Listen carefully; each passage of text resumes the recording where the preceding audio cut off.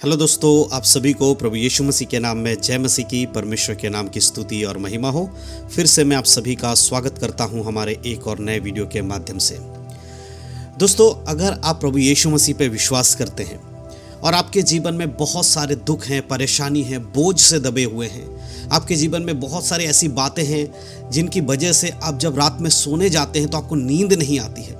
कई बार ऐसा होता है कि आप दिन भर मेहनत करते हैं, पूरे दिन तो आपका जो माइंड है, जो दिमाग है, वो इधर उधर के कामों में व्यस्त रहता है। लेकिन जब आप अपने घर आते हैं, आप रात को सोने जाते हैं, उस समय बहुत बार ऐसा होता है कि आपको नींद नहीं आती है, क्योंकि आपके माइंड में, आपके दिमाग में बहुत सारी ऐसी टेंशन होती है, बहुत सारी ऐसी बातें होती हैं जो बार बार आपके दिमाग में गूंजती रहती है और आपको एक अच्छी नींद नहीं आने देती। क्या आपके साथ ऐसा होता है? और आप प्रभु यीशु मसीह पे विश्वास करते, उसके बाद भी आपके ये सारे टेंशन आपके जीवन से दूर नहीं जा रहे हैं और आप इनसे छुटकारा नहीं पा रहे हैं। तो इसका क्या कारण है? आज इस वीडियो के माध्यम से मैं आपको बाइबल के कुछ वचन बताने वाला हूँ। इन वचनों को अगर आप पढ़ेंगे, इनको अपने जीवन में लागू करेंगे, तो आपको रात में एक अच्छी नींद आएगी। परमेश्वर आपको अच्छी नींद देंगे, अच्छी शांति देंगे, ताकि आप अच्छे से सो सको। देखिए, दुनिया में बहुत सारे लोग हैं जो यीशु मसीह पे विश्वास करते हैं, बहुत सारे ऐसे लोग हैं जो यीशु मसीह पे विश्वास नहीं करते, लेकिन जो यीशु पे विश्वास करते हैं उनके लिए एक शांति है जो यीशु की शांति है, और यीशु वो शांति अपने लोगों को देते हैं। लेकिन कई बार ऐसा होता है कि आप यीशु पर विश्वास तो करते हैं, उसके बाद भी प्रार्थना करते हैं, उसके बाद भी कई बार आपको आपके जीवन में से परेशानियां दूर नहीं होती, या फिर सही मायने में कहे तो आपके टेंशन खत्म नहीं होता, आपके जो दिक्कत है, आपके दिमाग में जो बोझ है, जो माइंड में बोझ है, वो खत्म नहीं होता। तो इसका क्या कारण है मेरे प्रियो? इसका कारण है कि आपका जो विश्वास है प्रभु पर, वो अभी तक पक्का नहीं हुआ, पूरी तरह से मजबूत नहीं है। आपको अपने विश्वास को बढ़ाने की जरूरत है। जब आप सोने जाते हैं उससे पहले आपको यह जानना जरूरी है कि आपको जो अच्छी नींद देने वाले हैं वो परमेश्वर है। आपको यह जानना बहुत जरूरी है कि जब एक मसीह व्यक्ति सोता है तो उसकी रक्षा परमेश्वर करते हैं, उसको सारे बोझ से हल्का परमेश्वर करते हैं, उसके जीवन के सारे परेशानियों को परमेश्वर दूर करते हैं। इस प्रकार का विश्वास अगर आपके अंदर होगा और आप वचन के अनुसार इस चीज को समझेंगे, तो आने वाले समय में आप देखेंगे कि आपके जीवन से जो परेशानी है, जब आप सोने जाते, जो आपको नींद नहीं आती है, जो आपको इतनी टेंशन होती है, वो सारी चीजें धीरे धीरे आपके जीवन से दूर होंगी। इसके लिए करना क्या होगा? इसके लिए आपको प्रभु का वचन सुनना होगा, उसको समझना होगा, उसके अनुसार जीवन जीना होगा। आज मैं बाइबल से 5 ऐसे वचन बताने वाला हूं जो रात में सोने से पहले अगर आप इन वचनों को ध्यान करते हैं, आप इन वचनों के अनुसार खुद को समर्पण करते हैं परमेश्वर के हाथों में, या इन वचनों को याद रखते हैं, तो आपको एक अच्छी नींद आएगी और आप अच्छे से सो पाएंगे। तो ये 5 वचन कौन से हैं मेरे प्रियो? सबसे पहली चीज मैं आपको एक बताना चाहता हूं कि एक मसीह व्यक्ति के जीवन में 2 ऐसे काम हैं जिसे हर एक मसीह व्यक्ति को करना जरूरी है। अगर आप प्रभु यीशु मसीह पर विश्वास करते हैं और ये 2 काम नहीं करते तो आप एक सही मसीह नहीं है। वो 2 काम कौन सा? पहला कि आपको बाइबल पढ़ना है या बाइबल को सुनना है। दूसरा, आपको प्रार्थना करना है, आपके हर चीज के लिए परमेश्वर के सामने रख के प्रार्थना करना है। वचन और प्रार्थना एक मसीह जीवन के बहुत ही जरूरी जो काम है। अगर ये 2 काम एक मसीह जीवन में नहीं है तो वो सही मायने में विश्वासी नहीं है। तो आप जरूर अपने जीवन में 2 काम जरूर करिएगा, बाइबल जरूर पढ़िएगा और प्रार्थना जरूर करिएगा। तो चलिए आज हम देखते हैं बाइबल से 5 वचन जो एक मसीह के लिए सोने से पहले पढ़ना या उसको अपने जीवन में लागू करना बहुत जरूरी है, उसको याद रखना बहुत जरूरी है। सबसे पहले हम पढ़ेंगे भजन संहिता उसका 3 अध्याय और उसका वचन 5। तो 3 के 5 को जब हम पढ़ते हैं तो यहां लिखा है, मैं लेट कर सो गया फिर जाग उठा, क्योंकि यहोवा मुझे संभालता है। यहां पर जब हम इस वचन को पढ़ते हैं तो दाऊद राजा यहां पर कहते हैं कि मैं लेट कर सो गया और फिर जाग उठा, क्योंकि यहोवा हमें संभालते हैं। देखिए, हमारा संभालने वाला कौन है? हमारी रक्षा करने वाला कौन है? हमारी रक्षा करने वाला परमेश्वर है। जब हम सुबह उठते हैं तो हमें नींद से कौन जगाता है? हमें यहोवा जगाते हैं, परमेश्वर जगाते हैं। क्योंकि दुनिया में कितने सारे लोग हैं जो रात को सोते हैं और ये सोचते हैं कि हम सुबह उठेंगे, लेकिन आप देखिए आपके आसपास में, आपके रिश्तेदारों में या आपके मित्रगणों में कई सारे ऐसे लोग होते हैं जो रात रात को सोए तो थे लेकिन सुबह उठ नहीं पाए, वो मृत्यु के आगोश में चले गए, उनकी मृत्यु हो चुकी होगी।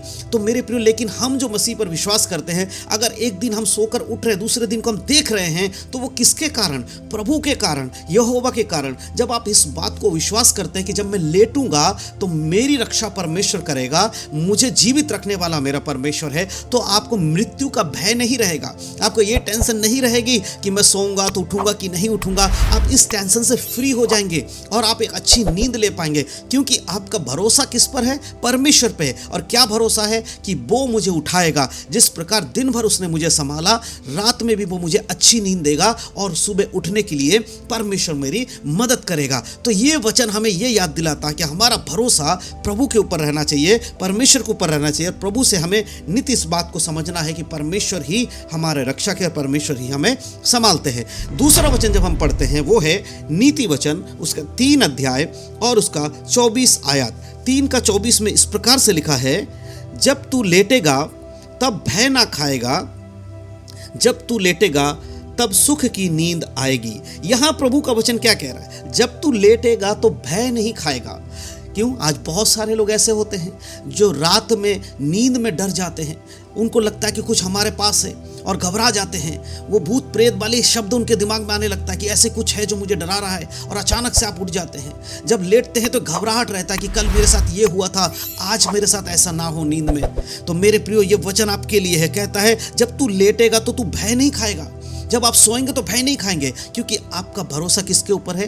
परमेश्वर के ऊपर है। जो प्रभु पर भरोसा करता है और सोने से पहले प्रार्थना करता है कि हे परमेश्वर, आज मैं सोने जा रहा हूँ, मेरी रक्षा करना, हे परमेश्वर आप मुझे संभालना, मुझे अच्छी नींद देना। जो इस तरह से प्रार्थना करके प्रभु के हाथों में समर्पण करता है, वो लेटते समय भय नहीं खाएगा। और जब वो लेटेगा तो उसे क्या होगा? सुख की नींद आएगी। वो घबराएगा नहीं, उसके अंदर बेचैनी नहीं होगी, वो आराम से सो पाएगा। ये सारे वचन क्या याद दिलाते हैं मेरे प्रियो? कि हमें प्रभु पर भरोसा रखना, उस पर हमें आश्रित होकर अपने जीवन को चलाना है। अगला एक वचन अगर हम पढ़ेंगे तो मत्ती रचित सुसमाचार उसका 11 अध्याय और उसके 28 आयत। यहां पर जब हम पढ़ते हैं तो यहां पर इस प्रकार से लिखा है, हे सब परिश्रम करने वालों और बोझ से दबे हुए लोगों, मेरे पास आओ, मैं तुम्हें विश्राम दूंगा। यहां पर यीशु मसीह क्या कह रहे हैं?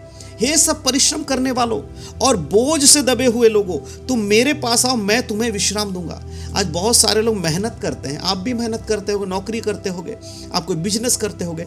कई बार आप इतने परेशानी में हो जाते हैं, अपनी नौकरी के कारण आप पे दबाव आ जाता है, बिजनेस के कारण आपके घाटा लगता है और आप पे दबाव आ जाता है। आपके माइंड में टेंशन रहता है कि अब मैं क्या करूं, मैं इतने बोझ में कर्जे के अंदर बहुत सारे लोग दब जाते हैं। बहुत सारे लोगों के ऊपर कर्जा है, उस कर्जे को लेकर वो दिन रात तड़पते रहते हैं। वो समझ नहीं पाते कि हम इससे कैसे छुटकारा पा सकते हैं। लेकिन मेरे प्रिय, वचन क्या कहता है? सब परिश्रम करने वालों और बोझ से दबे हुए लोगों, तुम मेरे पास आओ। जो व्यक्ति प्रभु यीशु मसीह पे विश्वास करता है और उसके साथ चलता है, अगर उसके जीवन में कोई दिक्कत है, कर्जा है, मुसीबत है, परेशानी है, वो बोझ से दबा हुआ है, तो प्रभु से कह, तुम मेरे पास और अपना बोझ मुझे दे, मैं तुम्हें विश्राम दूंगा।